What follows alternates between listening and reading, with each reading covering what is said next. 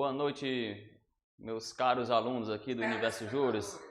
Aqui é o professor Bruno Chaves. Eu vou trabalhar com vocês questão de direito empresarial e consumidor. Nessa primeira aula a gente começa por empresarial, aí na seguinte a gente vai tratar de consumidor. Queria agradecer a presença aqui da turma aqui, plena sexta-feira, né? Presença da nossa... Vem cá, a nossa representante Júlia. Júlia, vem. Júlia não quis. Júlia não quis. É só um tchauzinho, Júlia não quis. Dá tchau pra quem tá em casa aí, dá. Oi, pessoal. Tchauzinho pra Júlia. Mariane aí. Deixa eu só apagar isso aqui. Caiane. Tá, tem mais gente aí chegando. Mariane, eu acho que já conheço, já. Isso.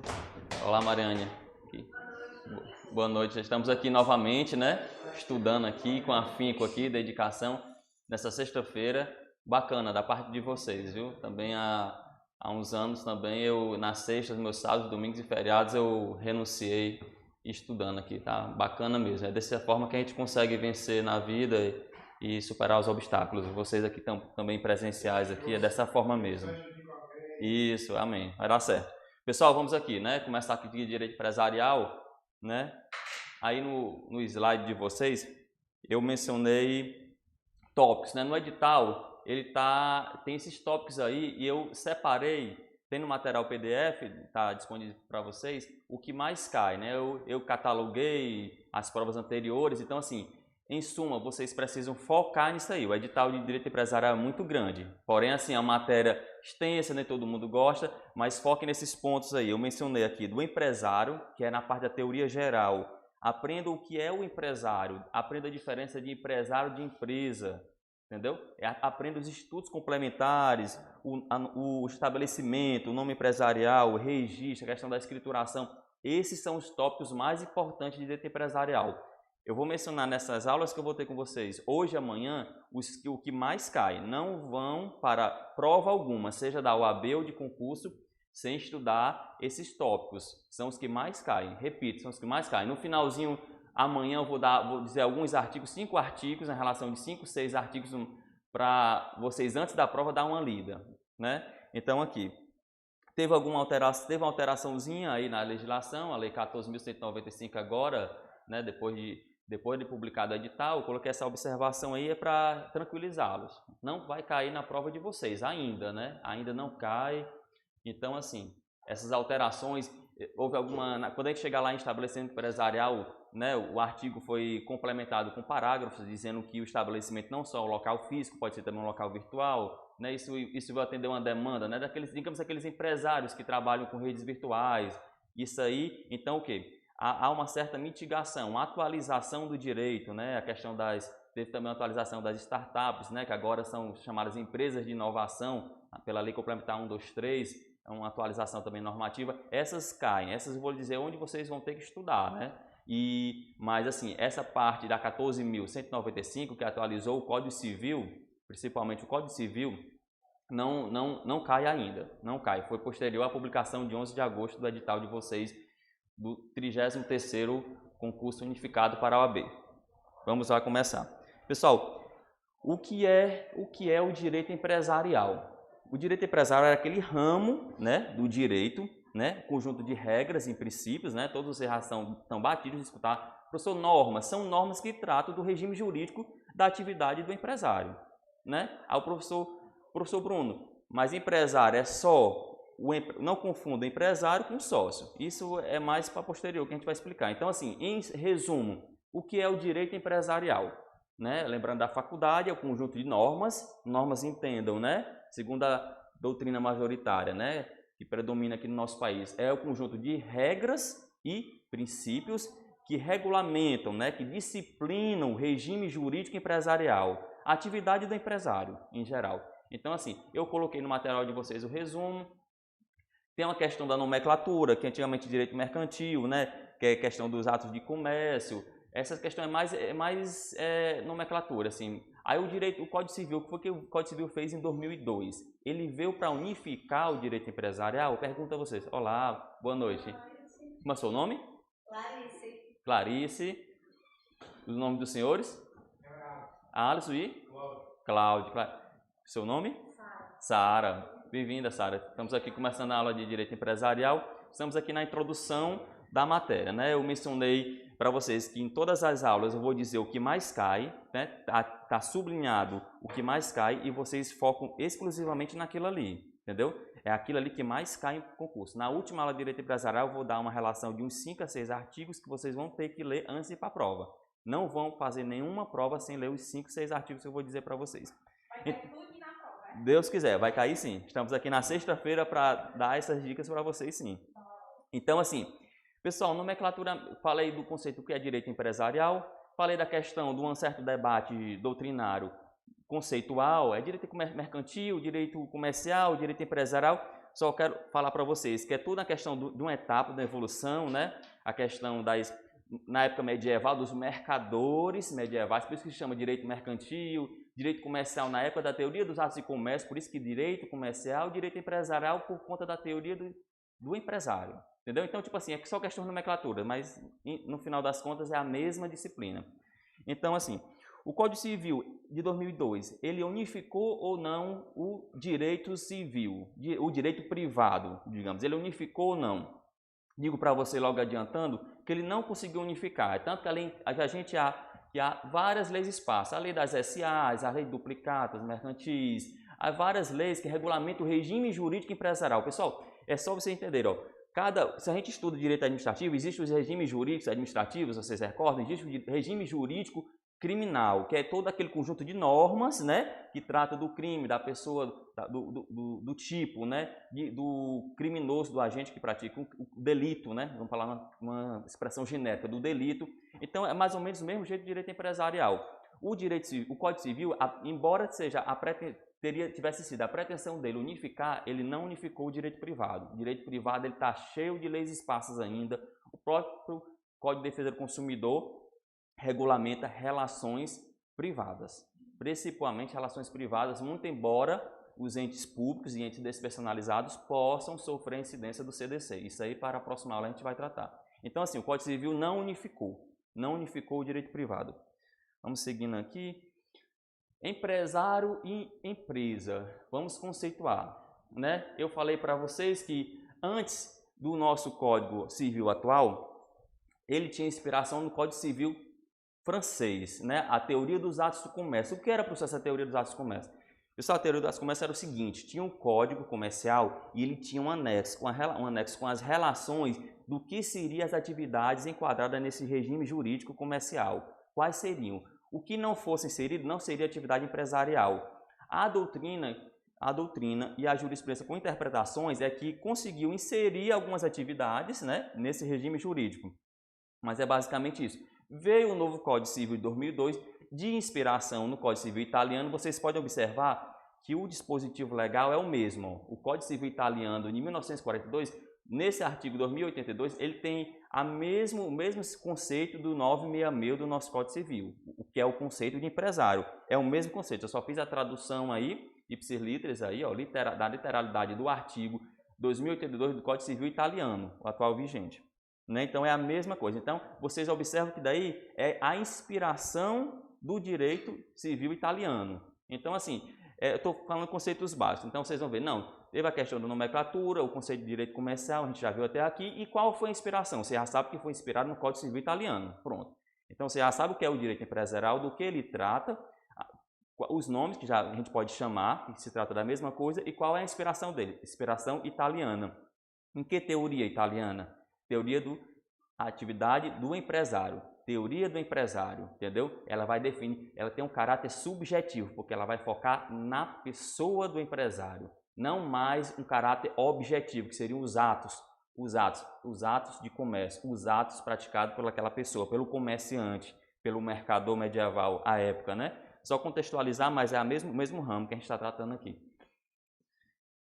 Caracterização. O artigo 966, ele dá os elementos que a gente considera empresário.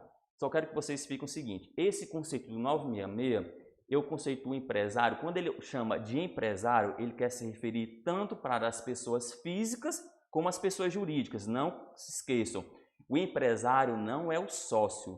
Sócio é um titular de uma cota, parte ou de uma ação de uma determinada sociedade. Sócio não é empresário. Às vezes, qual é a tua profissão? Sou empresário. O empresário que ele deve estar se referindo ou é um empresário individual, que no caso ele é pessoa física. Uma pessoa física pode ser empresário individual, aí ele tem uma qualificação, ou ele pode ser um sócio. Então, assim, eu estou ensinando vocês a técnica, entendeu? Vocês são técnicos em direitos, vão fazer uma prova da OAB e tem que usar as nomenclaturas corretas. Se a prova, de alguma forma, de direito civil do consumidor, quem faz a prova e quem realiza, né, tem que ser técnico. Nós estamos sendo técnicos de direito. Então, assim, diferenciar empresário individual, que é aquela pessoa física, né, e sociedade empresária, que é a pessoa jurídica, e a AIRELI também, que seria enquadrada como pessoa jurídica. Então, assim, o que é que o 966 fala?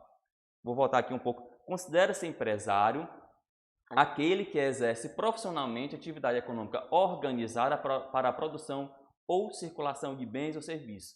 Eu li aí o 966, o CAPT, a cabeça do 966. O que ele quer dizer? O que ele quer dizer? Em profissionalmente, pessoal, o empresário é aquele que há habitualidade. O profissionalismo não é uma vez que eu vendo um celular que eu vou ser considerado um empresário individual. Eu tenho que ter habitualidade naquela negociação, entendeu? Eu não posso só com uma transação comercial ser enquadrado como empresário individual.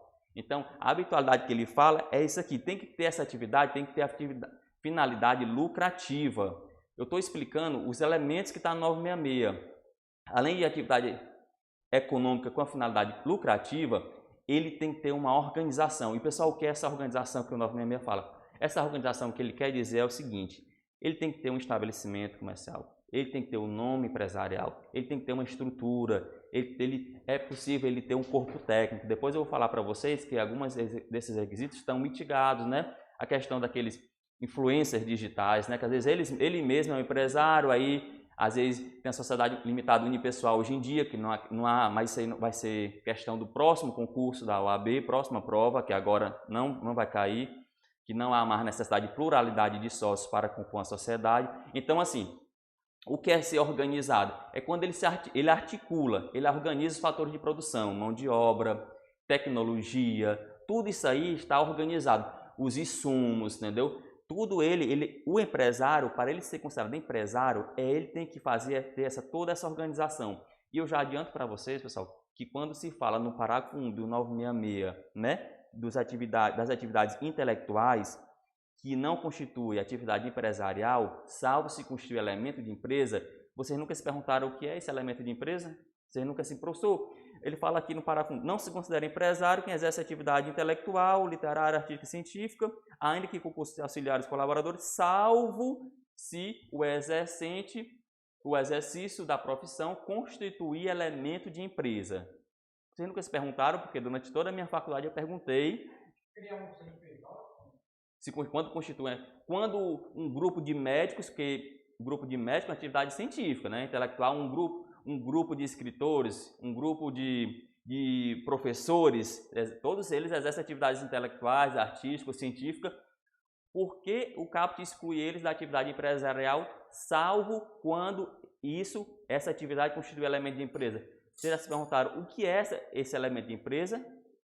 Porque durante toda a minha faculdade, assim, por que pareça, eu fiquei com esse questionamento e ninguém me respondeu. Pessoal, o elemento de empresa é justamente quando esses profissionais, seja ele pessoa física, seja ele uma pessoa jurídica, quando eles passam a trabalhar de forma organizada, quando eles têm insumos de produção, quando eles trabalham com mão de obra, com tecnologia, quando eles organizam o fator de produção. Basta isso.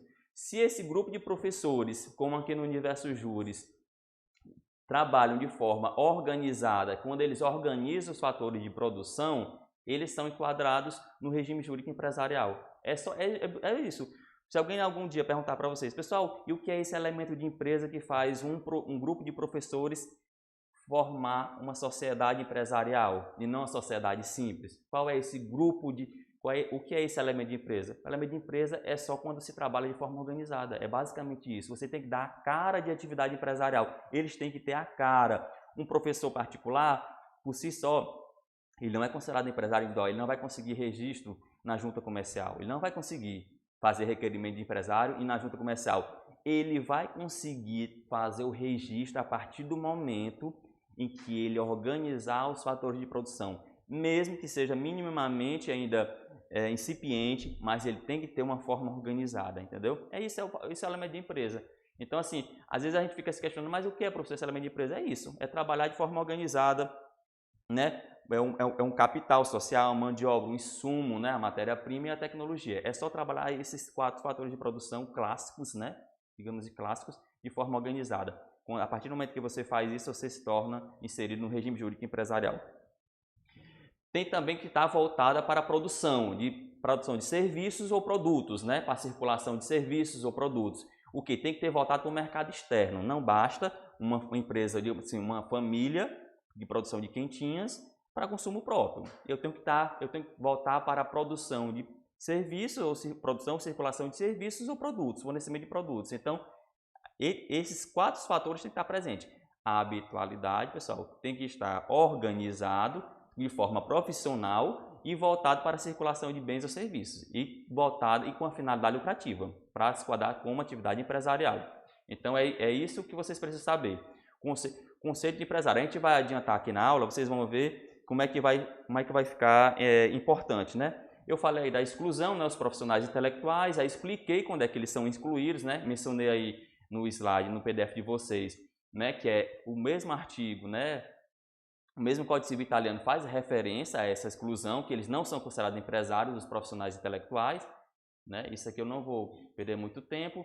E o que é elemento de empresa, já expliquei para vocês também, que é quando se organiza a atividade empresarial, quando ela é organizada. Se ela não for organizada, ela precisa ter cara de atividade empresarial. Tem que ter organização. É esse que é o elemento de empresa. Vamos aqui passando, já dei o exemplo aqui, ó. E vamos para a sociedade simples, sociedade uniprofissionais. Pessoal, o que são essas sociedades simples? Pessoal, em resumo, sociedades simples são sociedades que há uma dicotomia entre sociedades simples e sociedades empresárias. São aquelas sociedades em que o objeto social dela é um objeto não empresarial. O que é um objeto não empresarial? É que exerce alguma forma intelectual. São um grupo de professores, grupos de médicos, grupos de dentistas, entendeu? Grupos de advogados, entendeu? Que é tido pelo Estatuto da OAB como sociedade simples. As cooperativas também são tidas por força de lei como sociedade simples, independentemente do objeto social. Então, assim, aí basicamente é isso que vocês precisam. São sociedades simples o quê? São aquelas em que elas não exercem atividade empresarial. Elas não são regidas pelo regime jurídico empresarial. Elas não são abrangidas por isso. Vamos passando aqui. Eu coloquei aqui assim o seguinte, ó, o 982, parágrafo único, né, do Código Civil. Independentemente do seu objeto, considera-se empresária a sociedade por ações e simples a cooperativa. Pessoal, esse é um dos artigos que eu queria que vocês levassem para a prova. Isso não pode ir para a prova sem ler o parágrafo único do artigo 982. O que é que ele fala? Que independentemente do objeto social, não existem cooperativas de crédito? Tem aparência de banco, não tem? Não pode fazer um empréstimozinho ali. Aparentemente, por que ali não seria regida pelo regime jurídico empresarial? Por que não seria considerada uma sociedade empresária? Ela não é considerada uma sociedade empresária por força de lei. Olha só o que diz o parágrafo 1 do artigo 982.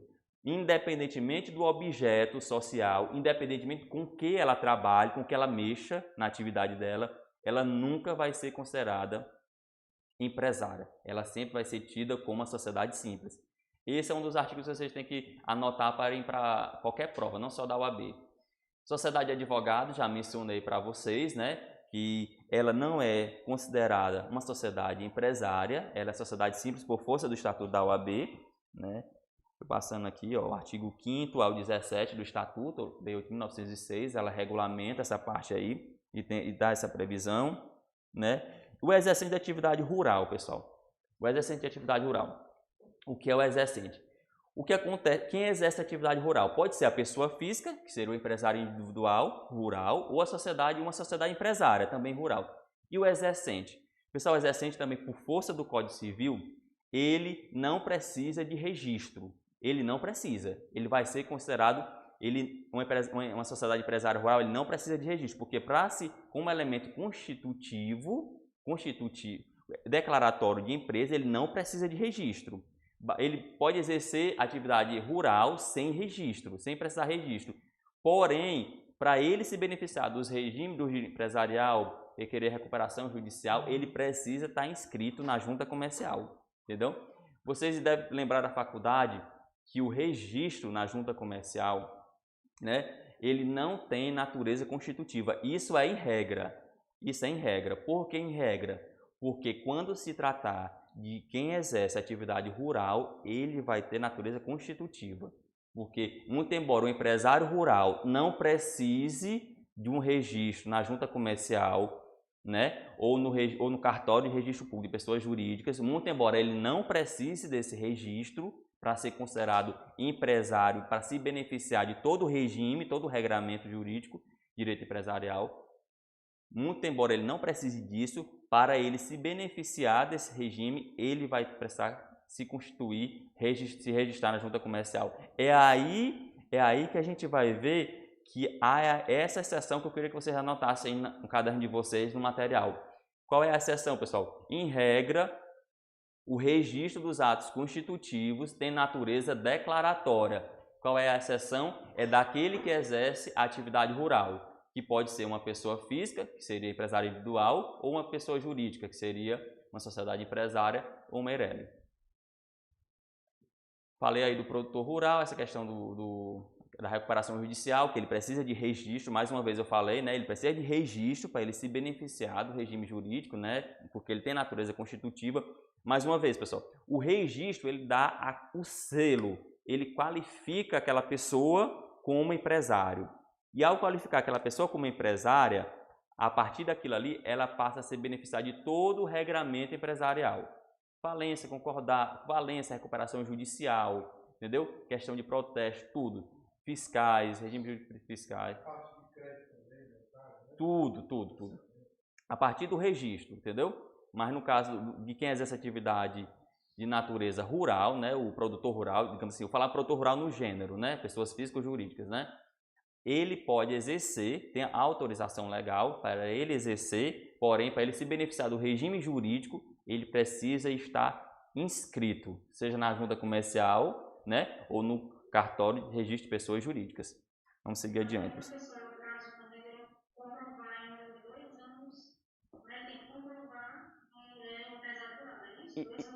Isso, para ele requerer a recuperação judicial, né? Quem falou foi a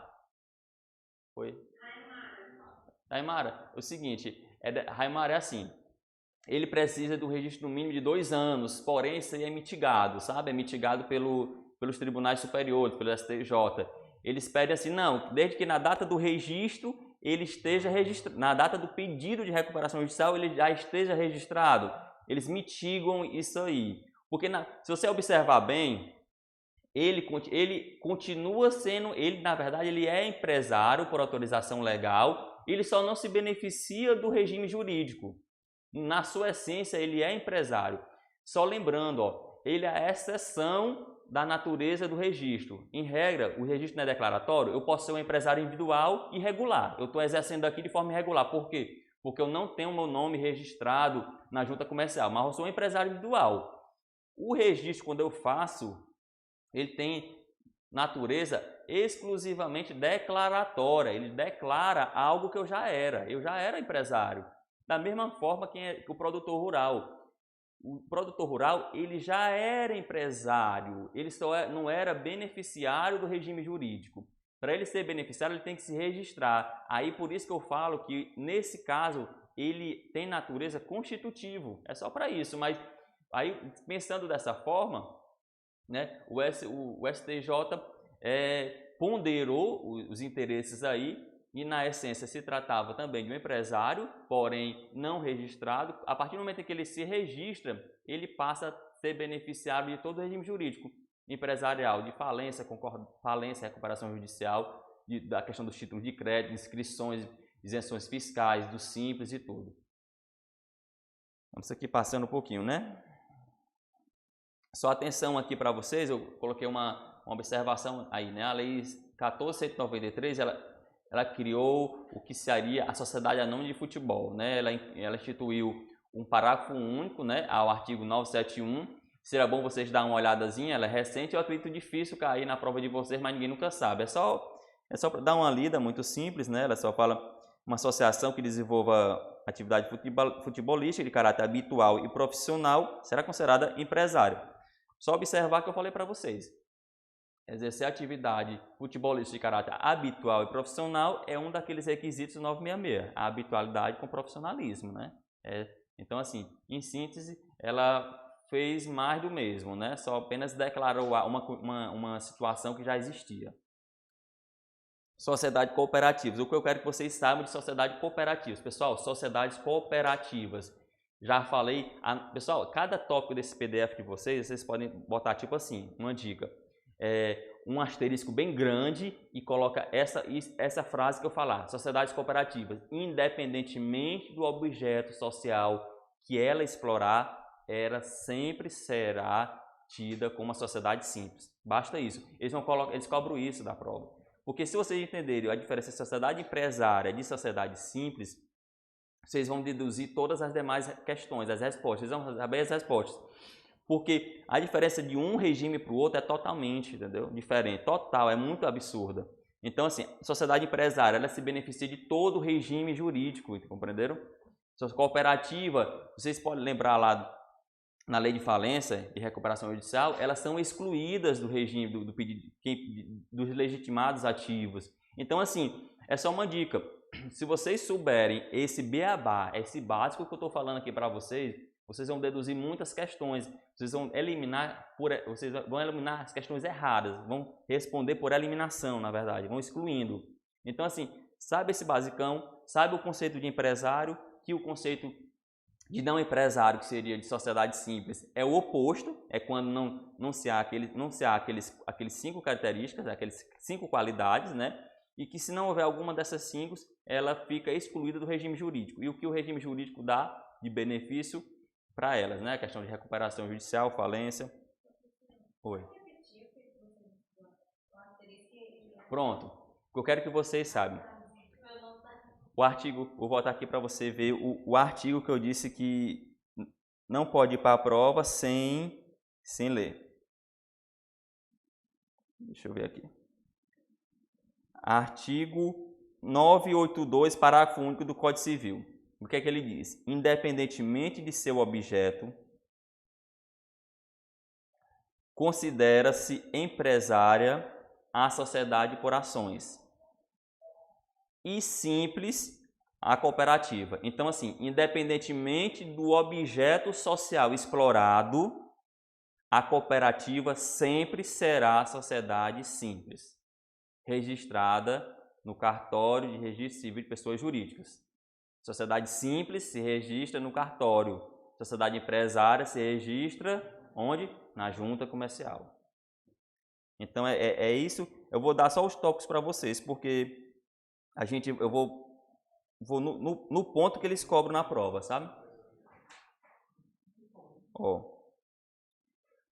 Lembra que eu falei que a questão do exercício de atividade rural, 967, né? Fala que é obrigatório, porém, para quem exerce atividade rural, o 971 excepciona, né? Se ele se registrar na junta comercial, tem natureza constitutiva, não meramente declaratória, como de regra, né? Como de regra acontece. Vamos lá, voltando para a junta comercial. Cooperativas. Se registra onde? Cartório de registro civil de pessoas jurídicas, né? É uma sociedade simples, eu falei. Anotem aí, pode fazer até um quadro. Sociedades empresária, quadro, sociedade simples. Registro da sociedade empresária, junta comercial da sociedade simples, todas as sociedades simples, cartório. Capacidade e incapacidade, né? Deixa eu só aumentar aqui um pouquinho. O artigo 972 do Código Civil ele vai falar da capacidade, né? Quem pode ser empresário tem que estar em pleno gozo de suas capacidades civil e não pode estar impedido, né? Não pode estar impedido. Exemplo de impedida, está condenado por algum crime falimentar, algum crime contra a administração, não pode ser, né, exercer algumas atividades, militares, magistrados, membros do Ministério Público, não, esses não podem ser os titulares, não podem ser os cabeças, os administradores, eles podem ser sócios, só não podem ser os administradores. É vedado por lei, são vedados por lei esses. E os condenados por crimes alimentares, né, não podem ser também, não podem ser os cabeças, não podem ser os administradores. É vedado legal pela lei 11.101. Então, assim, para ser empresário, precisa ter o quê? Precisa ser capaz e não impedido. Pronto. Anote também isso aí. Para ser empresário, ser capaz, mas não impedido. Né? São requisitos cumulativos, não podem ser impedidos. Aí eu vou colocar para vocês a exceção. Aí vocês vão lá, observaçãozinha, exceção. A exceção está bem aí no material de aula. Ó. Eu vou fazer depois uma diferença para vocês entenderam, né?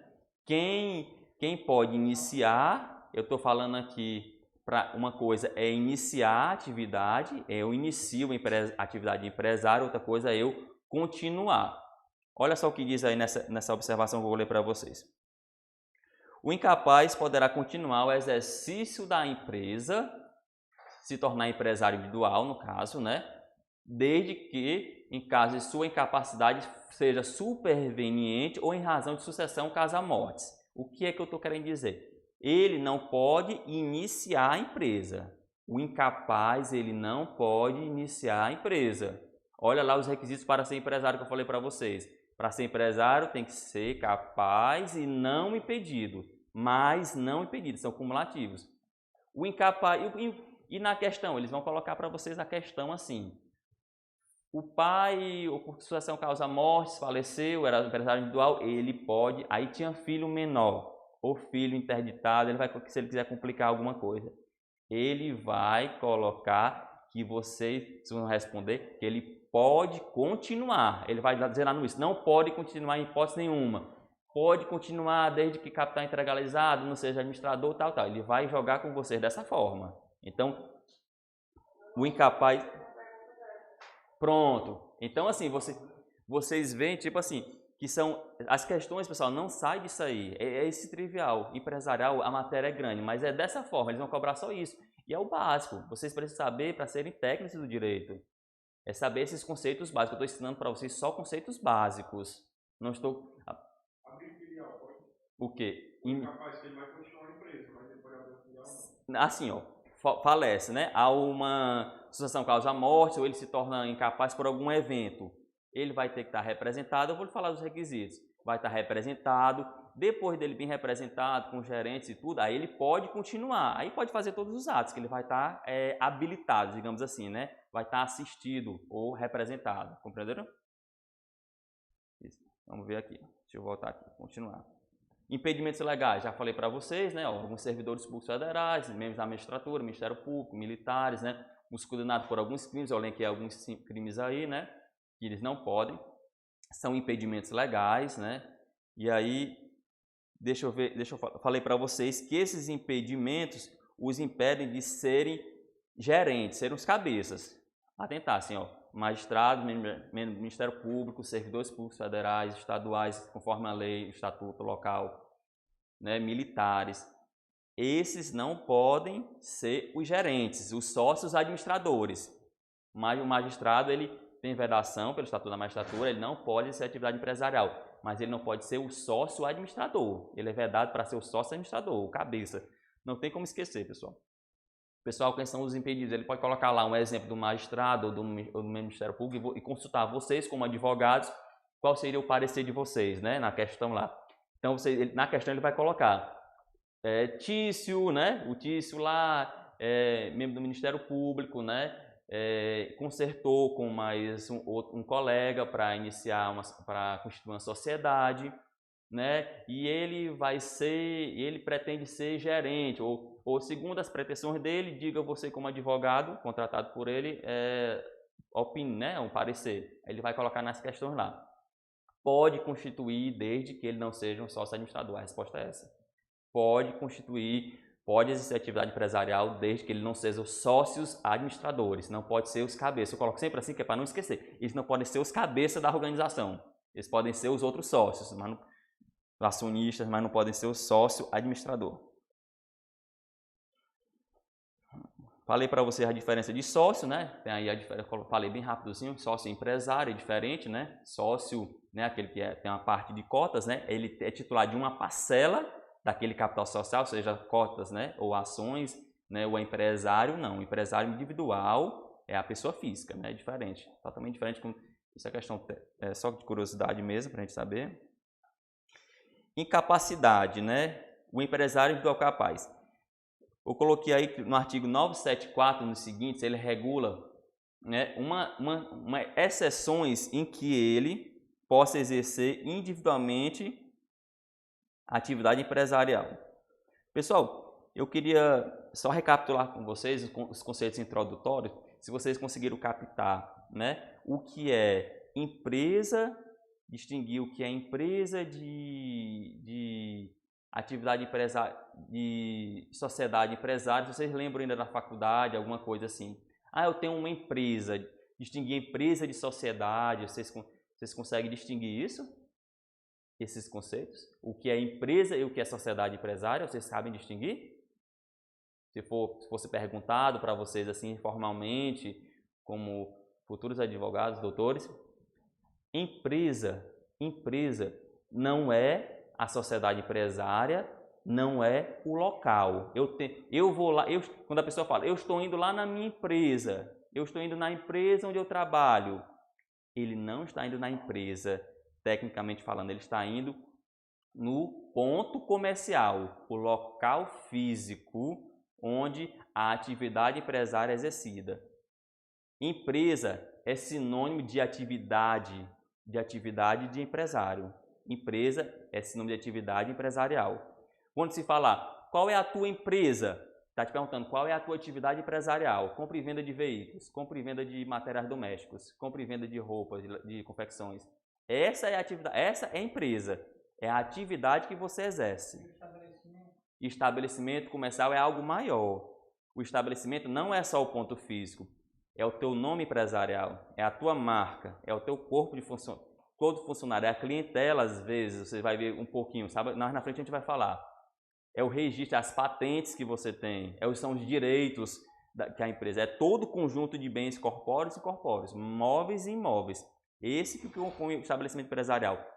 Aqui no cursinho Universo Juris, o que seria o estabelecimento empresarial? É a marca, são os bens móveis, imóveis, entendeu? Não precisa necessariamente, né, se for alocado, não integra, porque tem que ser de titularidade, né? Vocês vão ver que são uma universalidade de fato, né? São de bens móveis e imóveis, corpóreos e incorpóreos, por isso que eu falo de marcas, patentes, né? De nome empresarial. Isso tudo é empresa, é o estabelecimento empresarial. Ó, entenderam? Ponto físico é o local, físico é o prédio, ponto físico. Empresa é a atividade e estabelecimento é tudo. Entenderam?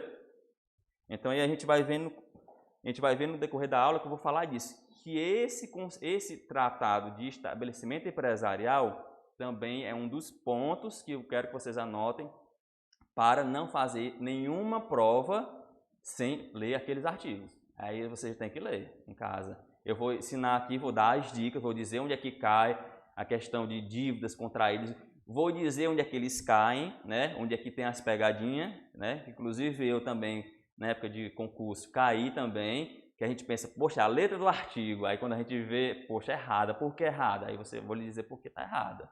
Vou perguntar para vocês, vou ler o artigo e vou perguntar para vocês a pergunta, fazer um questionamento. Então, assim, vamos voltar aqui por empresário individual incapaz, né?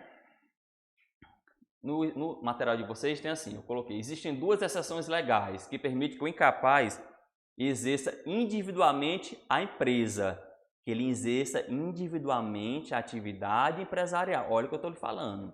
Não é negócio de ponto físico nem de local, não. É ele exercer individualmente. Ou seja, que ele seja um empresário individual. Quais são as exceções em que o incapaz pode ser empresário individual? Né? Está disciplinado aí no 974, que prevê o quê? Que poderá o incapaz, por meio de representante ou devidamente assistir, continuar, né? No caso que eu falei para vocês, antes a empresa exercida por ele quando capaz, por seus pais ou pelo autor da herança. Esse é o caso em que eu falo para vocês que ele pode exercer, no caso, continuar, né? Ele pode continuar. As duas exceções eu já falei para vocês. Perda da capacidade ou por causa mortes. Sucessão causa mortes. Ele vai continuar. A gente vai chegar no ponto ainda que eu vou mostrar para vocês. Tem um procedimento, eu coloquei para vocês uma observação, que é o vídeo MP, né? Ele tem a questão do que o juiz concede o alvará. O que seria esse alvará? É uma autorização judicial. Essa autorização ela elenca quais são os poderes, o que ele pode fazer, o que ele é como se fosse um incapaz. Quando você interdita uma pessoa, você estabelece os poderes, os limites. Você a gente solicita à assistência social um laudo para que indique quais são qual o discernimento, qual o nível de incapacidade daquela pessoa, do interditando, para a gente estabelecer quais são os poderes, né, que o curador irá exercer. Então é da mesma forma, incapaz do mesmo jeito. A gente vai conceder um alvará, estabelecendo qual é o nível da incapacidade. Se for conforme leve, média ou grave, você autoriza, né, o representante, né, no caso o assistente, a exercer mais poderes, né? Aí eu menciono para vocês aqui a questão, queria só tocar com vocês aqui o seguinte, e aquele menor que estabelece economia própria em estabelecimento comercial, ele pode exercer atividade empresarial, pessoal? O menor que se casa, que ele tem que ter no mínimo 16 anos, né? Vocês lembram disso? Ele pode exercer, ele pode iniciar, eu estou falando aqui de continuar, ele pode iniciar atividade empresarial? Pronto, então é isso. Se perguntar para vocês se der alguma daquelas 5 hipóteses de emancipação, né, seja voluntário ou legal, lembrem-se de que ele é capaz para todos os fins de direito. Então ele pode iniciar ou continuar em qualquer hipótese, não tem essa, né? Se ele não for, basta que ele não seja impedido, né? Só lembrar, basta que ele não seja impedido. Porque ele pode passar em concurso público, também é emancipado, né? Aí ele passou em concurso público, se no estatuto houver a previsão, ele pode ser o sócio, só não pode ser o sócio administrador. Ele só não pode ser o cabeça da organização. Entendeu? Ele só não pode ser o gerente da organização. Entendeu? Então, sempre observar. Eu vou aprofundando aos poucos com vocês. Vocês viram que eu já peguei o emancipado. Mas o emancipado, se passar com 16 anos no concurso público, ele se emancipa, né? E aí, ele pode ser, mas aí a pegadinha vai ser. Ele vai ter um impedimento, não tem? Aquele impedimento lá, se tiver previsto no estatuto. O servidor federal tem. E aí, porque às vezes tem 16 anos em concursos militares aí, né? Digamos, acontece um evento, ele se torna oficial com 16, 17 anos, digamos assim, né? Então, assim, pode acontecer alguma coisa assim, se na formatura dele, seja no exército, alguma coisa. Só estou dando um exemplo, não é bem assim exagerado, mas... eu estou dando um exemplo para vocês pensarem e irem se questionando, né? A questão de tudo isso aí. Então, vamos aqui seguir adiante, né? Professor, mas vai me dar no caso, o de 16 anos, emancipado, ele pode abrir? Capaz, pode abrir. Quando eu falo abrir, você usa assim o termo constituir. Isso. Pode, ele pode ser, ele é capaz. Quais são os 2 requisitos para ser empresário? Ser capaz e não impedido. Ele é capaz, é emancipado? Então ele pode. Se ele não for impedido, ele pode. Ele pode ser um empresário individual. Compreenderam? Ele pode ser um sócio. Aí vocês vão ver agora o que é que eu vou falar da exceção mais na frente, para ele continuar a empresa. Ó. Vocês vão ver agora, eu vou falar o empresário lá no finalzinho. Ó. O empresário individual incapaz configura situação distinta daquele incapaz que é sócio de uma sociedade empresária. Eu coloquei para vocês bem aqui, ó, o sócio incapaz. Para que o incapaz ingresse numa sociedade empresária como sócio, é exigido o que dele, pessoal? O que é exigido para que um incapaz ingresse numa sociedade empresária? O que é exigido? O artigo 974, parágrafo 3º, ele coloca. Eu quero que vocês anotem isso aí, ou seja no PDF de vocês, ou no caderno. Ele vai ter que ser o quê? Ó? o capital tem que ser totalmente integralizado, ele tem que estar devidamente representado ou assistido, e ele não pode exercer os poderes de gerência. Ele não pode ser o cabeça, mais uma vez, compreenderam? Se um capaz, ele quer entrar nos quadros societários como sócio, ele tem que cumprir esses 3 requisitos. O primeiro lá do artigo 3º e 4º do Código Civil, ele tem que ser assistido ou representado. O capital tem que estar totalmente integralizado, é uma segurança para ele. Compreenderam? Ele não pode ser gerente, ele não pode ser sócio-gerente. Aqui eu estou falando... Oi. Capital social totalmente integralizado. Pode fazer o esquemazinho no caderno que fica bacana, não tem como esquecer. Isso eu estou falando do incapaz para integrar uma sociedade na qualidade de sócio. Olha o que eu estou falando, ele está entrando como sócio, ele não é empresário.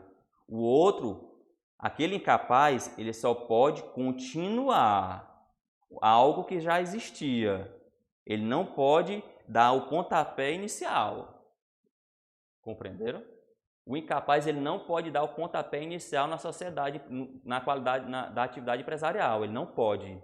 O incapaz, ele não pode dar o pontapé inicial na atividade empresarial. Ele só pode continuar naquelas 2 hipóteses. Incapacidade superveniente dele ou, em caso de sucessão, causa mortes. Ele pode só continuar, o incapaz, nesse caso aqui. Ele pode estar administrador? Não, é um dos requisitos. Ele, qual? Sim, está falando do primeiro caso? Continuar, ele vai ter gerentes, vai ter representantes, entendeu? Ele vai continuar. Ele vai, tipo assim, é um empresário individual, por exemplo, um empresário individual que sofreu um acidente, ele ficou com sequelas, a capacidade dele se torna reduzida mentalmente, digamos assim, né? Então ele vai ter pessoas, vai estar representado para continuar aquela atividade, entendeu? Ele vai continuar sendo o empresário individual, é ele mesmo que é o cabeça, entendeu? Deixa eu mostrar aqui para vocês aqui, para vocês. Deixa eu diminuir aqui para botar o slide. Vai. Essa questão do incapaz não funciona, porque o incapaz lá que você falou da questão da empresa, ele pode continuar, né? Isso. Esse caso que você está referindo, como você deu um exemplo agora, é um empresário, por exemplo, que sofreu um acidente, e aí ele já era dono daquela empresa. Isso. É assim, ó. Uma coisa é a sociedade empresária já existir, aí ele continua. Outra coisa é ele ser sócio. Uma coisa é o incapaz empresário, outra coisa é o incapaz sócio. Consegui ser claro mais agora sim, usando essas expressões? O incapaz, para ser empresário, ele só pode continuar a atividade. Ou ele já existia, né? Ele se tornou incapaz, no caso um acidente, eu dei um exemplo aqui, ou então, digamos assim, os pais faleceram, o pai era o presidente, aí ele pode continuar, ele sendo um incapaz, o único herdeiro, digamos assim, né? Aí ele pode continuar aquela atividade, aquela sociedade de família, né? Aquela empresa de família, falando com a tecnia, empresa de família, pode continuar. Ele só... Agora, o segundo momento que eu falei é o incapaz que é sócio. O incapaz pode ser sócio, basta ele que ele cumpra 3 requisitos, né? Representado, assistido, capital fechado e ele não ser o cabeça. É igual dos não impedidos, pessoal, não tem como esquecer, não pode ser o cabeça, são pessoas que não poderiam, em regra, exercer atividade empresarial. Eles não podem ser os cabeças, entendeu? Eles não podem ser... Quando o senhor fala capital fechado, integralizado, porque ele, às vezes, quando você... Cada cota, quando a gente forma uma sociedade empresária, a gente subscreve, a gente faz um protocolo de intenções. A minha intenção é entrar com 100 mil reais, e sua intenção é entrar com imóvel no valor de tanto de 50 mil e mais 200 mil em reais também. A gente fez uma promessa de integralização, nós todos devemos integralizar. Esse capital tem que estar todo cumprido, ele tem que estar todo integralizado. Aí ali é como se fosse o patrimônio de resguardo, né, para eventual execução, entendeu? Tem que estar o patrimônio todo fechado, todo integralizado. É tipo assim, olha, eu prometi, eu e você, nós estamos fazendo a sociedade, eu prometi que eu vou dar 100 para a gente entrar nessa sociedade. Tu vai dar mais 100. A gente só prometeu, a gente subscreveu. Quando a gente cumpre a promessa, eu aporto o capital na conta corrente da pessoa jurídica, aí eu estou integralizado. Está integralizado o capital. Porque nós dois nós estamos 50% das cotas é minha e 50% é sua. E cada valendo equivalente em reais é R$100 meu, R$100 teu. Quando a gente entrega esse dinheiro, como se a gente desse para uma pessoa jurídica, para uma sociedade, a gente desse carne para aquele corpo, né? A gente enchesse ele. Ele não tinha, ele estava só em intenções. Aí quando a gente integraliza, ele vira realmente um corpo, entendeu? Vamos seguir. Tem esses 3 passos, né? Tem. Para o sócio, para o incapaz ser sócio. Para o incapaz ser sócio. Agora, para o incapaz continuar, né, ele pode. Só nessas duas hipóteses. Aí que eu falei, a questão do alvará judicial e tudo.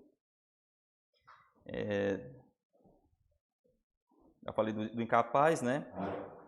E o empresário individual casado, né, pessoal? Segundo o artigo 978 aí, outro artigo que eu quero que vocês anotem, é um artigo que não pode ir para prova nenhuma sem lê-lo, antes de realizar a prova. O que é que ele diz? O empresário capaz pode, sem necessidade de outorga autorização do cônjuge, outorga conjugal, qualquer que seja o regime de bens, alienar os imóveis que integram o patrimônio da empresa ou gravá-lo de R$11. Então, assim, ele não precisa de outorga, né? Independentemente, do regime de bens. Ele não precisa dessa autorização do outro cônjuge para alienar ou gravar de R$11 esses bens imóveis. Pronto. Vamos ver agora deixa eu ver outro. Deixa eu ver aqui. Deixa eu só deixar para vocês aqui bem direitinho. Empresário capaz. Deixa eu ver se eu não passar toda.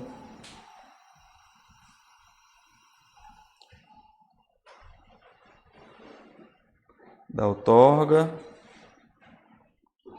Vamos lá por inscrição. Inscrição a gente já falou assim rapidez, né? Não vou me perder muito tempo, né? Sociedade de empresário, você já sabe que é na junta. Sociedade simples, né? No cartório de registro civil de pessoas jurídicas, né? Eu não vou me ater muito, tem no material de aula aí, né? Só lembrando para vocês que é uma obrigação legal, né? Ele tem que se inscrever, está no 967 do Código Civil. Antes dele iniciar, é obrigatório a todo empresário, seja ele individual, seja ele uma pessoa física ou uma pessoa jurídica, ele tem que se registrar, né? Se ele não Isso, aí você vai... Aquela é a exceção que eu quero que vocês sempre fiquem, com essa exceção na cabeça, porque isso aí pode até gerar uma anulação. Mas na prova ele vai colocar, pessoal, eles colocam sempre assim, ó. Eu já vi questão, o empresário rural, ele coloca dessa forma, entendeu? Ele menciona, ele não exerce empresário rural, não é empresário rural, entendeu? Nas questões eles fecham, geralmente eles fecham o item, entendeu? Quando eles colocam rural, eles colocam lá bem expresso, rural, ou eles colocam assim, que não seja rural, qualquer atividade industrial, eles fecham, eles eliminam. Se não eliminar, é passivo de anulação. Eles sempre colocam, eles excepcionam nessa exceção, onde eles cobrem esse aspecto. Aí eu falei já na questão do registro, questão da natureza declaratória, né, com exceção das atividades rurais, está aí no material de vocês, ó, com exceção dos que exercem atividades rurais, natureza constitutiva. Passando aqui, já falei que não é um requisito, né, para configurar a atividade empresarial, né? Eu falei para vocês o meu exemplo, eu posso estar sendo um empresário individual aqui, irregular, né? Quando eu não me registro, eu sou irregular. A partir que eu registro, eu me torno regularizado, né? Registrado. Não tem como a gente esquecer. Deixa eu passar mais aqui. Já falei de algumas restrições, que quando ele não é registrado, ele não tem alguns benefícios do regime jurídico, né? A questão de recuperação judicial, negócio de financiamento, regime jurídico fiscal, simples, nacional, todas essas coisas assim, né? Porque ele precisa estar registrado para todo o regime jurídico o beneficiar. Deixa eu ver aqui, vamos passar aqui mais. Formalidade, já mencionei, né? Empresário individual, ele faz o instrumento que ele faz. O instrumento que o empresário individual leva para a junta comercial, se chama requerimento de empresário, né? E os atos constitutivos é da sociedade empresária. É só para vocês lembrarem, né? Da OAB a questão tem que estar avisado, né, para um advogado, né, para registrar as empresas e tudo. Aqui, ó, tem uma observação. Ó. Estabelece, Estatuto da OAB estabelece o quê? Que os atos de registro de empresários individuais e sociedades empresárias devem estar visados por um advogado, né? Vou passar aqui. Os atos de registro de sociedades empresárias, isso. Não se aplica às microempresas e empresas de pequeno porte. Registro empresarial e sua legislação, né? Vamos aqui bem rapidinho. Aqui tem um sistema de registro, né, de empresas mercantis, né, que é o CIREM, né? Só lembrar que tem o departamento, né, tá aí no material, tem as juntas comerciais, né, que é de atribuição, cada estado tem, né? Se ele abrir uma filial em outro estado, ele tem que registrar nesse outro estado também, fazer a averbação no estado de origem da matriz, né? Basicamente eu vou só mais passando aqui.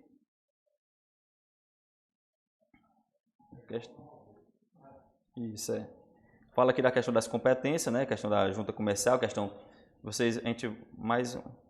os atos, eu mencionei aí no material de vocês, pessoal, alguns atos assim, só para vocês dão só uma lida, só para vocês saberem, né? Acredito não vai cobrar para vocês, questão dos atos que além de a gente leva a registro, né? Questão da matrícula, do arquivamento, né? Da autenticação, né? Eu separei cada um aí para vocês, a gente não perder muito tempo, né? Deixa eu passar aqui a estrutura das juntas comerciais, né? Aqui eu menciono, né? Eu coloquei o conceito de MEI, microempreendedor individual, pequena empresa e empresa de pequeno porte, né? A questão mais da renda, né? Do faturamento bruto. Deixa eu ver aqui. Pronto, essa novidade eu queria que vocês observassem, ó. É recente agora de abril de 2021, isso aí pode cair.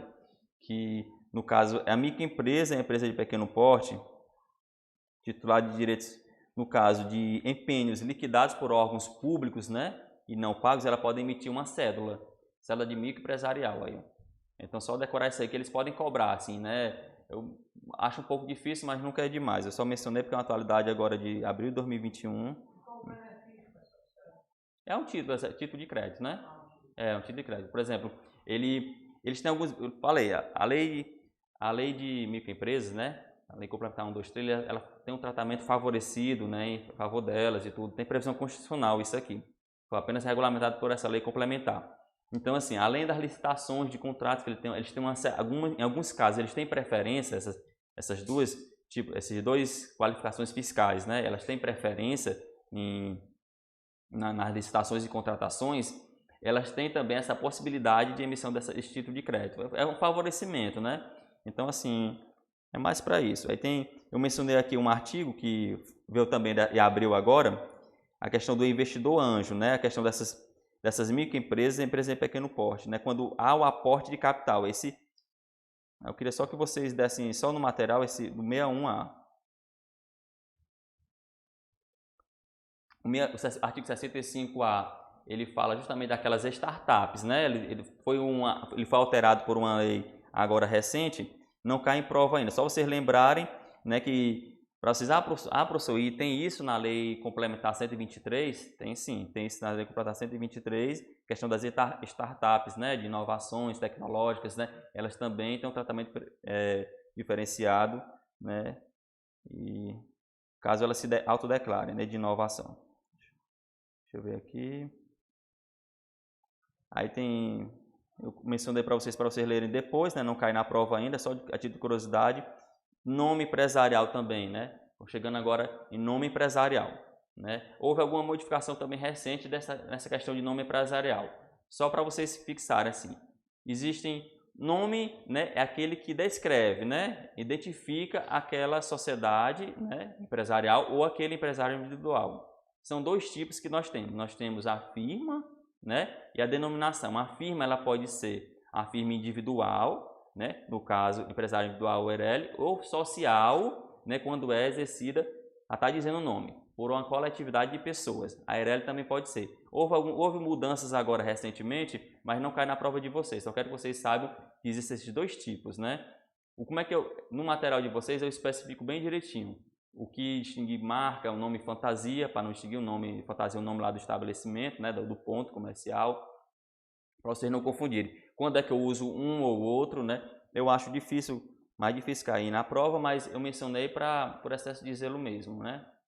Professor, a Eireli saiu de linha fora, né? Oi? A Eireli saiu de... Isso, mas aí não cai ainda, né? Na verdade, o artigo fala o seguinte, que a partir da vigência, né, ela vai se constituir como sociedade limitada unipessoal, pronto. Mas não cai ainda para vocês, por isso que eu mencionei algumas observações e outras não, né? Deixa passar a prova, porque essa lei acho que foi de 26 de agosto, se eu não me engano, e não a 14.195. Então ela não... Da Eireli, sim. Da Eireli vocês têm que ler. Da Eireli é um artigozinho com uns parágrafos que leiam bem rapidinho, entendeu? Capital social, integralizado, sem... É aquele negócio todo ali. Isso, um titular, não titular, só... Isso. Vamos ver aqui, ó, firma, eu coloquei para vocês espécie de nome empresarial. Tá bem, pessoal, tá bem resumido aí. Não tem assim, ó. Como é que eu faço?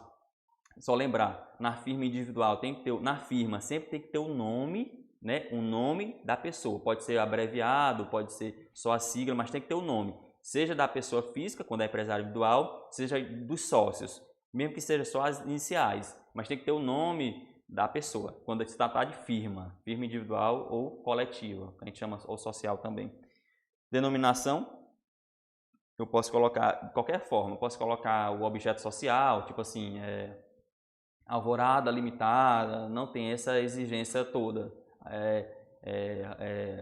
Roupas, confecções SA, né? Eu posso colocar o nome de um dos sócios, pode colocar só o sobrenome, né? Não tem toda essa exigência, é mais que para vocês distingam. Vocês têm que distinguir o que é firma e o que é denominação. Que a firma, né, leva o nome civil de uma pessoa, serve como assinatura também, a firma. O empresário individual, eu falei para vocês, que é uma pessoa física, e o nome empresarial como firma individual é o nome dele, civil, né? E serve, o nome empresarial dele serve como assinatura, diferentemente da denominação. Tem que ter lá um sócio administrador que representa a sociedade. Tá, pessoal? É um pouco chato essa parte aqui, mas está tudo resumido aí, ó. Deixa eu ver aqui, vamos passar aqui. Vamos passar do nome. Nome das sociedades. Eu também mencionei o que é que vai ser o que, o quem, quando é que vai usar. Já adianto para vocês novamente que houve algumas mudanças recentes, mas não vai cair para vocês, né? Eu acredito difícil cair essa parte, né, na prova de vocês, mas só vocês saberem, aí eu coloco aí em resumo no material, quando é que vai usar um ou outro, tá aí, ó. A Eireli vai usar o quê? Pode usar também denominação ou firma social, entendeu? Bem direitinho eu coloco para vocês aí. Como é que é feita a nomenclatura, né? A sociedade é nome, eu coloquei todas as sociedades, como é que é o nome empresarial delas. Princípios, né? Também a questão da veracidade, não posso como empresário individual colocar o nome de outra pessoa, de um terceiro, né? Como eu disse para vocês que o nome empresarial do empresário individual se constitui em firma individual e tem que ser o nome ou o nome do empresário individual, pessoa física. Se for o meu, Bruno Chaves, né? Tenho que colocar isso, registrar na junta comercial dessa forma. Não posso colocar um outro nome, um objeto alheio, né? Uma coisa alheia, uma expressão alheia a um objeto social no caso das sociedades, né? Se eu trabalho com computação, não posso colocar que eu trabalho com mineração, né? Então tem que haver a veracidade, né? Vamos passando aqui. O princípio não pode coincidir com outro nome, né? Novidade aí. Vamos para cá para a Eireli, né? A Eireli seria o quê? Uma pessoa física ou uma pessoa jurídica? A Eireli, pessoal, para o Código Civil, ela é uma pessoa jurídica, né? O titular ele é registrado, né? Tá aí todo o resumo para vocês, ó, ele é registrado na junta comercial como pessoa jurídica. O que eu preciso para me constituir uma Eireli? Tá aí, eu tenho que estar 100 salários mínimos, né? À época da Constituição, integralizados, né? E só posso fazer uma única vez. O nome empresarial, olha só como está bem resumido. Ó. pode ser firma, que é a firma individual, ou denominação, né? Isso tá letra da lei, no Código Civil. Vocês depois vão ter essa oportunidade. Da Eireli está bem resumido, né?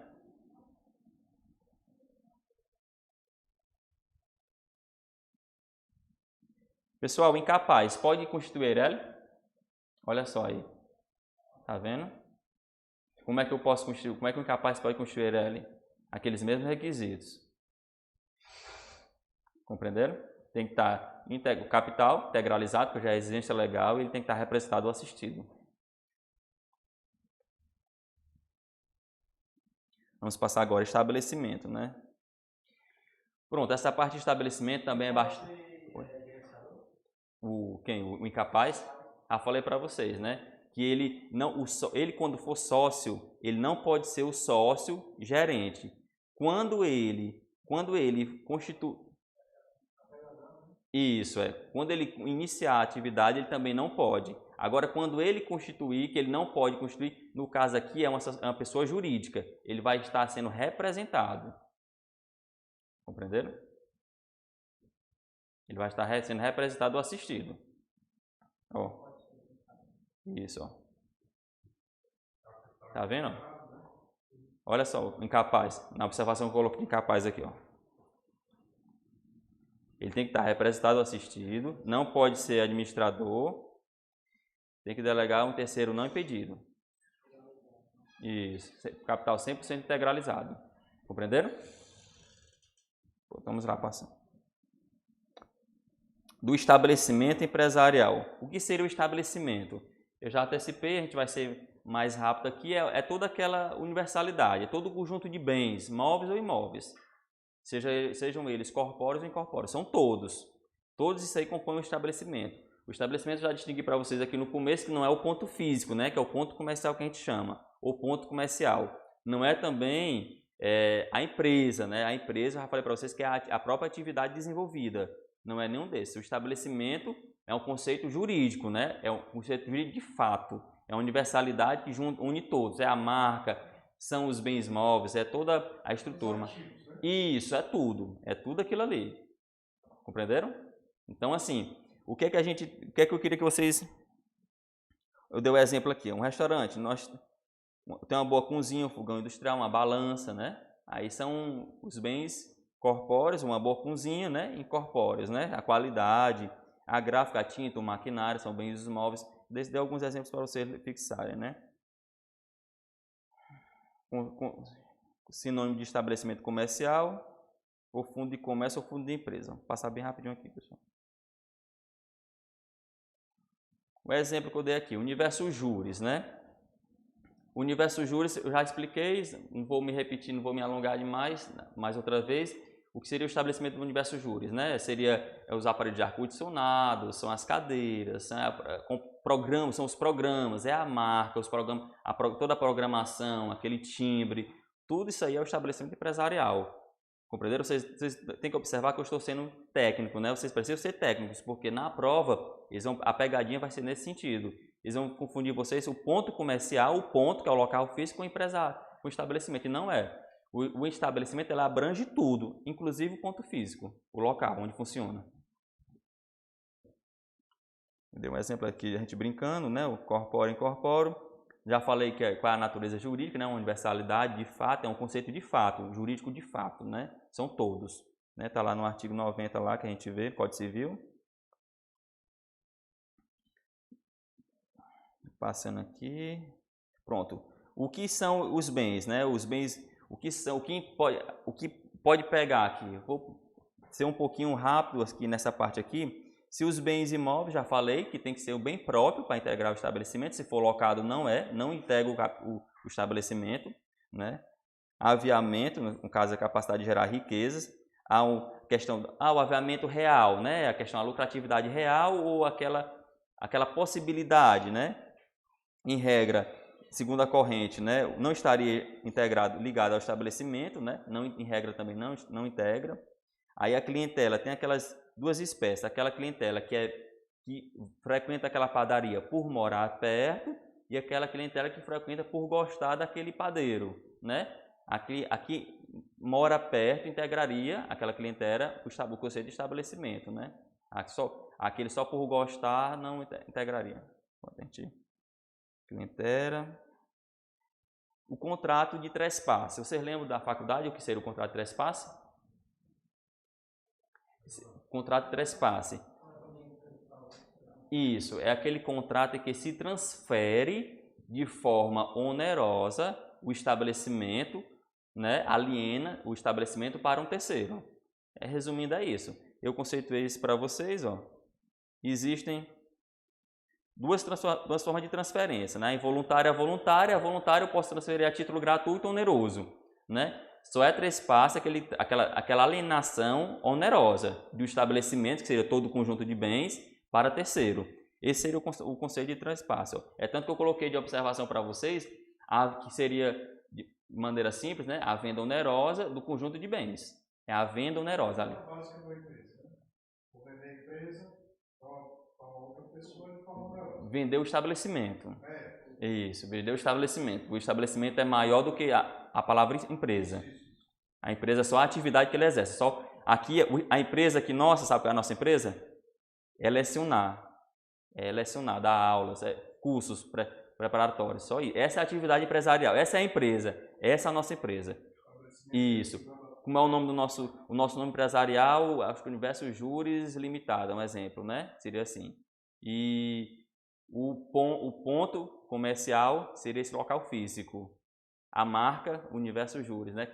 Um símbolo distintivo das sociedades, né? Do empresário. Trespasse, compra e venda, eu fiz uma diferença, mas assim, para vocês, a diferença é basicamente essa, que o trespasse eu vendo tudo. Compra e venda, eu posso compra e venda um aparelho de televisor, cadeiras, né? Vocês vão ver que eu só coloquei assim para vocês mais darem uma lida, né? Que o trespasse, vocês têm que visualizar a transferência de todo o conjunto. Eu não realizo o trespasse se eu vendo só essas cadeiras e esses televisores. Eu tenho que vender tudo. A marca, eu tenho que vender de maneira substancial. Vocês têm que aprender assim. É quando eu realizo o trespasse, quando eu realizo uma alienação onerosa de forma substancial. O que quer dizer que tu querem dizer com forma substancial? É que eu vendo tudo, eu transfiro tudo. Toda atividade empresarial, com toda aquela organização, fatores de produção, tudo, eu transfiro. Esse é o trespasse. Se eu vender só parcialmente, eu não estou realizando trespasse. Se eu vender uma parte aqui e ainda aí eu posso colocar perfeitamente essa sociedade, instalar ela em outro prédio físico. Então, isso eu não fiz trespasse. Isso eu não fiz, isso eu não realizei. Isso não é trespasse. Trespasse eu tenho que transferir tudo de forma onerosa para um terceiro. Condições, né? As condições está no 1145 e seguintes do Código Civil. Né? Pessoal, eu tenho que transferir o seguinte. Eu preciso notificar os credores, ou eles se omitem, ou eu tenho que garantir uma reserva de patrimônio sob pena de se ensejar o quê? Vocês lembram disso aqui? Que é um dos motivos de falência. De declarar, se eu não resguardo um patrimônio, eu dou motivo ao pedido de falência, quando eu realizo um contrato de trespasse. Vocês vão observar o seguinte, ó. O que é que diz o artigo 94 da Lei de Falência, Lei 11.101? Será decretada a falência pelos seguintes atos, né? Quando se transfere um estabelecimento, o que é? Quando se faz um trespasse, né, a terceiro, credor não, sem o consentimento dos outros e sem ficar com reserva, com patrimônio suficiente para solver a dívida. Então, assim, para eu realizar um trespasse, eu tenho que primeiro o quê? Notificar os credores, se houver, e tenho que deixar um resguardo patrimonial para solver as dívidas. Se eu não fizer isso, ele pode o quê? O credor, como legitimado, um dos legitimados ativos, ele pode pedir a decretação de falência da sociedade empresária. Né? Então, assim, essa é a condição que vocês... Pessoal, isso bate tanto na faculdade, cai tanto em concurso, que tipo assim, vocês têm que ter isso na cabeça. Trespasse é a transferência onerosa do estabelecimento. Se eu não notificar, se eu não tiver o consentimento dos credores, se não deixar um resguardo patrimonial, isso pode ser já falência, é muito simples. Em 1 minuto eu falei para vocês o que vocês precisam saber basicamente de trespasse. Compreenderam? Então, seguir adiante. Seguir adiante. Falei aqui da falência, né? Os artigos que vocês têm que ler.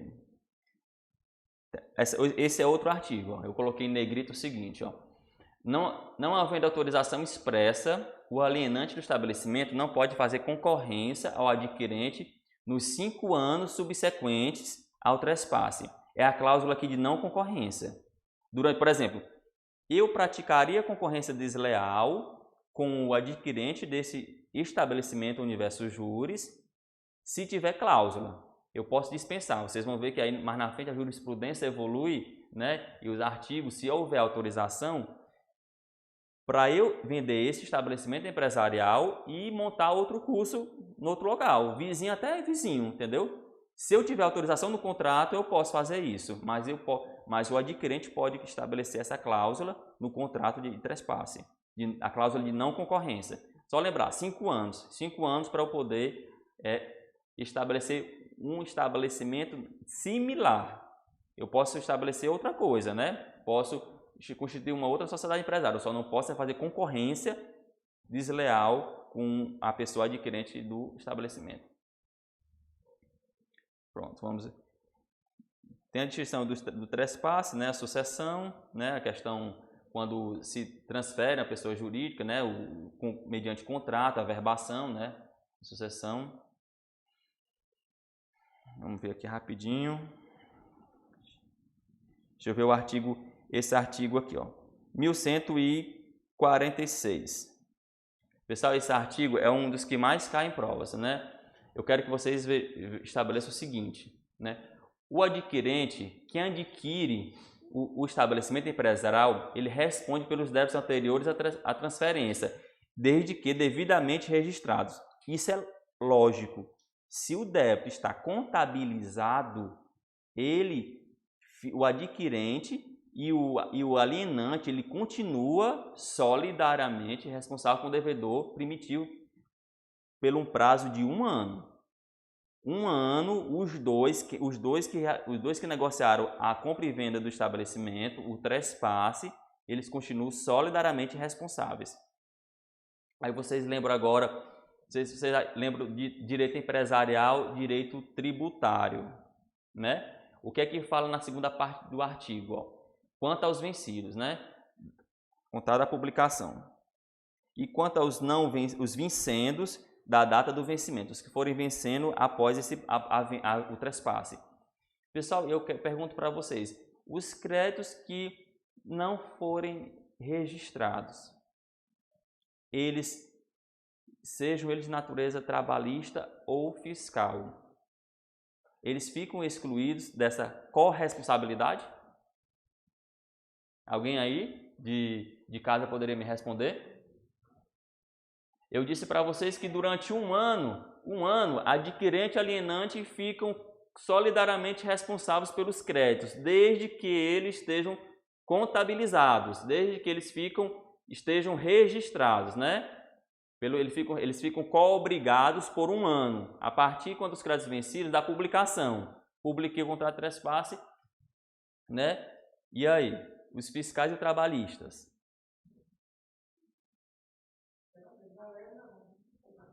E aí, pessoal de casa? Aymara, Lara, Mariane, o que é que vocês me falam? David? O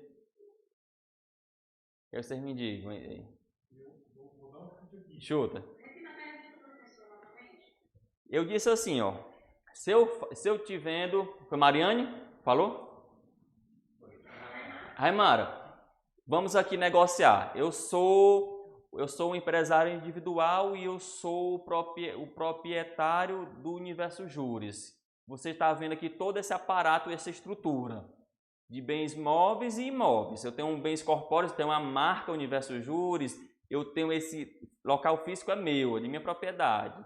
Propriedade minha, empresário individual. Estou registrei que essa propriedade integra a minha atividade empresarial. Sou dono disso. Eu transfiro para ti, eu te vendo o meu estabelecimento. Tudo isso, eu tenho que vender tudo, né? O trespasse eu já esclareci para vocês que eu tenho que vender tudo. Não é só uma parte, é tudo. Todo o conjunto de bens. Te vendo, Raimara, meu estabelecimento empresarial, tá aqui, é teu. O curso agora todo é teu. Toda a estrutura, a marca toda é tua. Só que o seguinte, eu tenho dívidas trabalhistas, né, que não estão contabilizadas. Eu tenho dívidas, né, tributárias, fiscais. Tenho dívidas fiscais que também não estão contabilizadas, não estão registradas em lugar nenhum nos meus livros, não estão registradas. Eu continuo responsável contigo, nós dois continuamos responsáveis por um ano ou mais de um ano, ou não, porque elas não estão registradas. Eu falei para ti que nós só somos solidariamente responsáveis se as dívidas estiverem registradas. E aí, elas estão contabilizadas. Tá lá, o contador, o meu contador, quando eu te vendi o estabelecimento, ele não registrou essa dívida tributária. Já passou um ano, ou está dentro de um ano. Ele não registrou, porque o artigo fala, a cabeça do artigo 1146 fala que nós só somos solidários se a dívida estiver registrada. Mas meu contador não registrou a dívida tributária, a dívida fiscal, nem trabalhista. Eu tenho essa dívida, mas não está registrada. E aí, eu continuo responsável junto contigo ou não? Continuo, mesmo ela não estando registrada?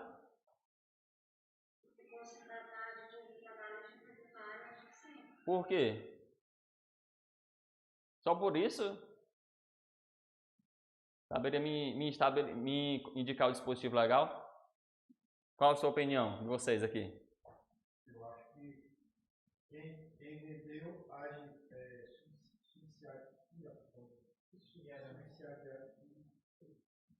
Subsidiariamente durante um ano, e quem comprou,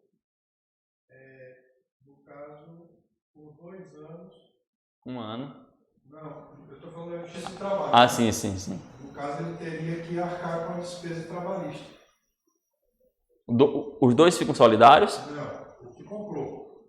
O que vendeu só o primeiro ano. Certo. Vamos ver o que é que diz. Pode falar. Professor, nesse caso aí, que o Cláudio estava comentando, né? Uhum. No caso, a pessoa que comprou, né? Ela tem ali um prazo de 2 anos, se eu não me engano. Ela responde por essa dívida. Não, a pessoa que vendeu. Mara, eu vendi para ti. As dívidas não estavam contabilizadas. Eu vendi para ti. Eu continuo contigo obrigado a pagar durante um ano?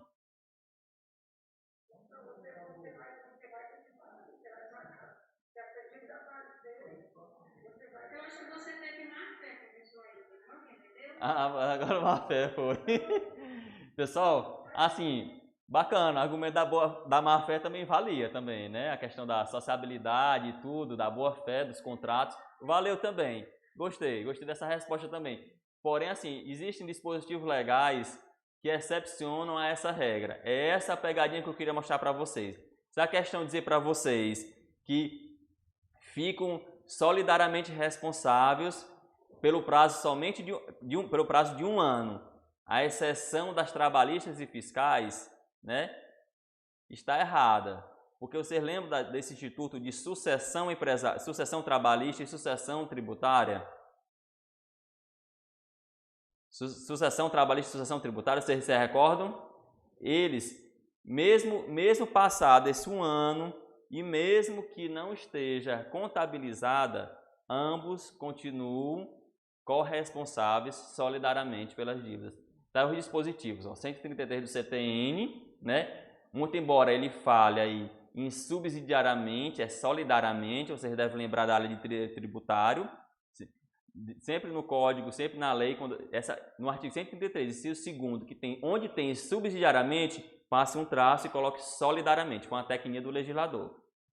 Então, assim, só lembrar que a pegadinha pode ser nesse ponto. Quando se tratar de dívida trabalhista e tributária, mesmo que não contabilizada, não precisa continua corresponsável, solidariamente responsável.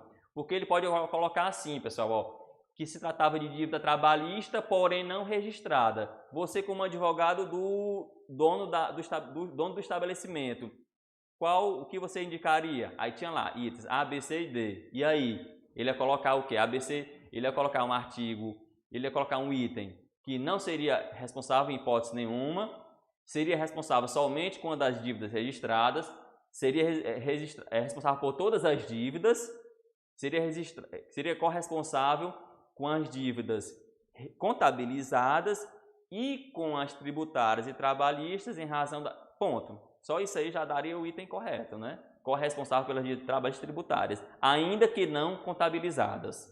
Ainda que não contabilizadas. Compreenderam? Dívidas cíveis normais, período de corresponsabilidade, 1 ano desde que contabilizadas. Trabalhistas e tributárias, não precisa estar registradas, basta observar as prescrições respectivas, seja ela trabalhista ou tributária de 5 anos, 2 anos, conforme lá, se for rescindido o contrato de trabalho ou não, vocês sabem mais do que eu como é que funciona. E aí, pessoal, o 133 eu mencionei, né? E o 448, né?